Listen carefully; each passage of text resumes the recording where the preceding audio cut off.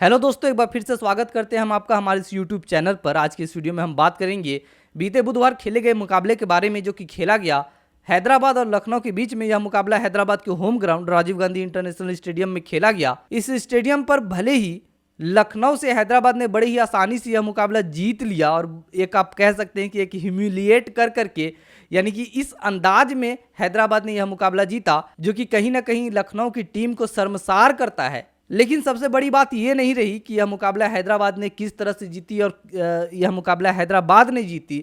लेकिन जो सबसे बड़ी बात रही और इंटरनेट पर जिसके बारे में बड़ी बातें चली, एक बवाल कटा और वहीं फैंस के मन में बड़ा आक्रोश रहा, गुस्सा भी देखने को मिला, वह यह रहा कि लखनऊ के मालिक संजीव गोयनक मैच के बाद केएल राहुल से एक हीट कॉन्वर्सेशन में बातचीत करते हुए दिखे। और कहीं ना कहीं आप जब यह कॉन्वर्सेशन को देखेंगे तो पाएंगे कि जिस तरह से रवैया रहा था लखनऊ के मालिक का, वो बड़ा ही खराब था, बड़ा ही अभद्र था। इसी को देखकर इंटरनेट यूजर्स ने खूब बवाल काट दिया और लखनऊ के मालिक को, खास करके उनके लखनऊ की टीम के जो ऑफिशियल इंस्टा से लेकर के सोशल मीडिया अकाउंट्स है, उन पर आप कमेंट्स भी जाकर देख सकते हैं कि किस तरह से उसके अगेंस्ट में जो है सो केएल राहुल के सोलिडारिटी में कमेंट किया गया यूजर्स द्वारा। लेकिन आपको बता दें कि यह पहली बार नहीं रहा जब संजीव गोयनक इस तरह से करते हुए दिखे, खास करके इंडियंस स्टार प्लेयर्स के साथ। अगर आपको बताएंगे तो आप चौंक जाएंगे कि संजीव गोयनक इससे पहले भी इस तरह की हरकत कर चुके हैं,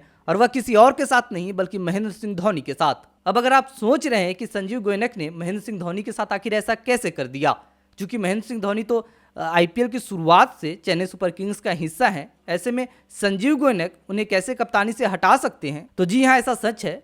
अगर आप वक्त से पीछे जाएं तो आपको पता होगा कि साल 2016-17 ऐसा 2 साल रहा था जब आईपीएल की 2 टीमें चेन्नई सुपर किंग्स और राजस्थान रॉयल्स को बैन कर दिया गया था। यानी कि यह दोनों टीमें आईपीएल 2016 और 2017 में आईपीएल का हिस्सा नहीं थी। ऐसे में बीसीसीआई ने उद्योगपतियों से कहा कि वह 2 साल के लिए 2 नए टीम चाहते हैं। इसी दौरान Sanjiv Goenka rising Pune super giants, जो कि आपको याद भी होगा, उसे लेकर के आईपीएल में आई थी। वहीं एक दूसरी टीम गुजरात लायंस थी। लगभग राजस्थान रॉयल्स और चेन्नई सुपर किंग्स के खिलाड़ी ही यह दोनों टीमों में थे।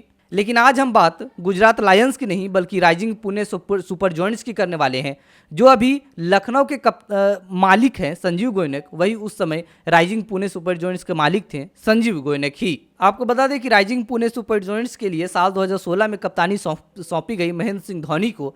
हालांकि टीम उनकी कप्तानी में उस साल कुछ खास प्रदर्शन नहीं कर पाई और टीम सीजन के अंत में पॉइंट्स टेबल पर 7वें नंबर पर रखकर अपनी सीजन की समाप्ति की। लेकिन इसके बाद यहां से एंट्री होती है संजीव गोयनक की। जी हां, अगले ही साल महेंद्र सिंह धोनी को कप्तानी के पद से हटा दिया जाता है। इसमें सबसे बड़ा योगदान रहता है संजीव गोयनक का। जी हां, ये महज इत्तेफाक नहीं था कि महेंद्र सिंह धोनी को कप्तानी से हटाया गया, क्योंकि जब आप उनके भाई हर्ष गोयनक का ट्वीट देखेंगे, यहाँ पे आपको वो ट्वीट दिख भी रही होगी, तो आप पाएंगे कि कैसे सिस्टमेटिक ढंग से महेंद्र सिंह धोनी को एक ह्यूमिलेट करके उन्हें कप्तानी की पद से हटाया गया था। हम आगे आपको बताएंगे कि साक्षी धोनी ने भी इसका रिप्लाई दिया था। हालांकि आपको बता दें कि साल 2017 में भी स्टीव स्मिथ को, जो कि महेंद्र सिंह धोनी को कप्तानी पद से हटा करके उन्हें कप्तान बनाया गया था, उनकी कप्तानी में भी राइजिंग पुणे सुपर जॉयंट्स को कमाल नहीं कर पाई थी और मुंबई से हार गई थी फाइनल में। और चूंकि यह मुकाबला फिर जो है उस साल 2017 में मुंबई इंडियंस अपने नाम की थी। लेकिन आपको बता दें कि लीग चरण में जैसे ही मुंबई के खिलाफ मुकाबला जो है सो राइजिंग पुणे सुपर जॉयंट्स जीती थी, ऐसे ही जो है सो उसके बाद तुरंत हर्ष गोयनक का एक ट्वीट वायरल होता है, वह देखने को मिलता है। इसमें उनके जो शब्द लिखे होते हैं उससे आप साफ समझ सकते हैं कि कैसे महेंद्र सिंह धोनी के प्रति इस मैनेजमेंट का, उनके मालिकों का गुस्सा होता है। यानी कि साफ तौर पर संजीव गोयनक के भाई हर्ष गोयनक कहते हुए दिखते हैं कि इस जंगल का मालिक कौन है वह प्रूव कर दिया। यानी कि जंगल का किंग कौन है, स्टीव स्मिथ। और स्टीव स्मिथ ने महेंद्र सिंह धोनी को जिस तरह से ओवरशैडो किया है, उस हिसाब से मैनेजमेंट का फैसला सही था कि उसे, मतलब यानी कि महेंद्र सिंह धोनी को कप्तानी पद से हटा करके स्टीव स्मिथ को कप्तान बनाना मैनेजमेंट का फैसला सही था, यह कुछ कहते हुए हर्ष गोयनक दिखाई देते हैं।